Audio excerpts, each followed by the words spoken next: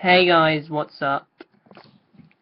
So tonight I want to continue with my Star Wars month, my Star Wars movie reviews. My bad. I just reviewed Phantom Menace and Attack of the Clones. They're currently on my channel. Go and check them out. But now we've gotten to the one which many people consider to be the most enjoyable of the prequels. Yep, which is Star Wars Episode 3: Revenge of the Sith.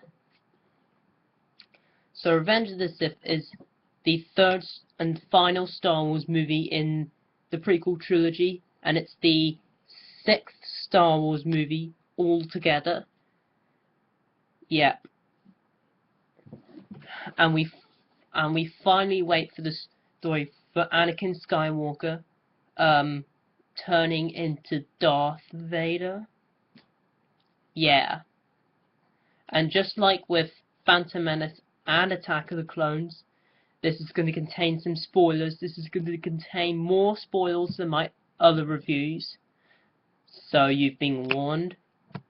So don't spoil it for yourself. Let's dig into it. A lot of people like this film. Well, some people like it, some people don't like it. I'm kind of in the middle, actually. I agree that it's the best in the prequel trilogy because the CGI is much better, and yeah, I just love the opening sequence. It's an awesome sequence to Star Wars, and yeah, yeah, we see Anakin Skywalker. He's got longer hair, and he finally defeats Count Dooku, and then they meet this new bad guy called General Grievous, and who has two guards, I think. Yeah, because that was in the Lego Star Wars video game, I think. Yeah. Sorry about that. Then they go off and with the Palpatine, who eventually is the Emperor, and this is going to contain a massive spoiler thing. When I watched Revenge of the Sith, I noticed that there was an Easter egg thing, right? There was this thing where what Chris Stuckman talked about in his review, where you see the Millennium Falcon going down somewhere. If you can see that when you're watching Revenge of the Sith, check out Star Wars Easter eggs. If you have not seen that, please check it out. It has Millennium Falcon thing, and it's from Revenge of the Sith. So please check that out. Yeah, and yeah, there's as much this is the best Star Wars prequel, it's still not a perfect film. It's nowhere good as the original trilogy, and it's loads better than the previous two prequels, and it's the romance stuff, the dialogue is not perfect, and there's one other flaw that I have with it, which we'll get to in a while. Well, two actually. Yeah. And we see Obi-Wan and General Grievous find each other, and General Grievous dies. And then we see Mace Windu, who's played by Samuel L. Jackson, and who's with other three Jedis, and those three Jedis die, and he fights the Palpatine Emperor, and who's eventually called Darth Sidious, should I say. But then Anakin comes into the room and tries to save Darth Sidious, and he kills Mace Windu, and then Darth Sidious turns Anakin to the dark side, and and he says, "What about Padme?" Yeah. Yeah, and then we get to this big Jedi fight that everyone's been waiting for seeing Star Wars, including me. And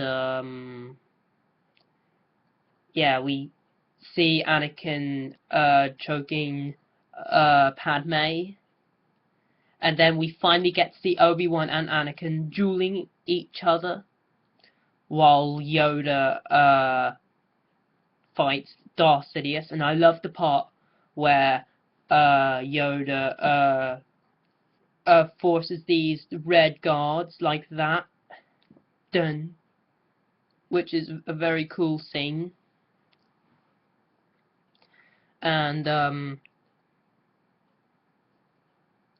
then at the end of the dueling between Anakin and Obi-Wan, Obi-Wan is like, "It's over, Anakin. I have the high ground." Yeah, some of the lines are just a bit, they're just a bit bad in my opinion. That's another big problem I have with this movie. But then we see Anakin jumping across, and then Obi-Wan strikes him down, and then he falls down near to the lava. Then he gets burned. Then we get another kind of Easter egg little shot. Well, it isn't really an Easter egg, but Obi-Wan picks up Anakin's lightsaber, who gives to Luke in Episode 4, which is great, in my opinion. Yeah, that is great. And then we see Darth Sidious coming to save Anakin and takes him away and gets him all better. And we see Padme having her babies, which are Luke and Leia. And then Padme dies, and then we see Anakin getting the Darth Vader suit ready to become Darth Vader. And I love when you see the mask coming towards him, which is incredible. That is brilliant. And then the helmet thing comes on, which is incredible. And then Darth Vader does that.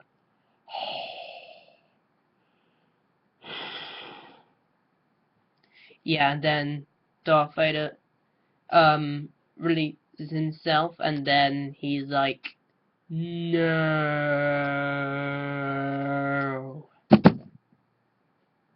What the fuck?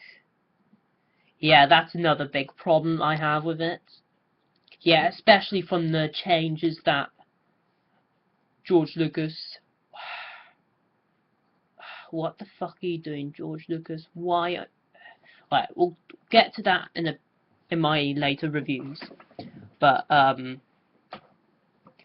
and my favourite bit in the ending is when you see the construction build of the Death Star, and then Darth Vader walks and is standing beside Darth Sidious, and then at the end, Obi-Wan gives the baby Leia to two people who I don't really know who are, but I know that Obi-Wan has sent Luke off to Aunt Beru and Uncle Owen, I think, which eventually they're in Episode 4. And then that wraps up the Star Wars prequels, and I actually kind of like Revenge of the Sith. It's definitely not a perfect film, nowhere good as the original trilogy, but loads better than Attack of the Clones and Phantom Menace. It has a lot of good moments, has some bad moments that I just mentioned.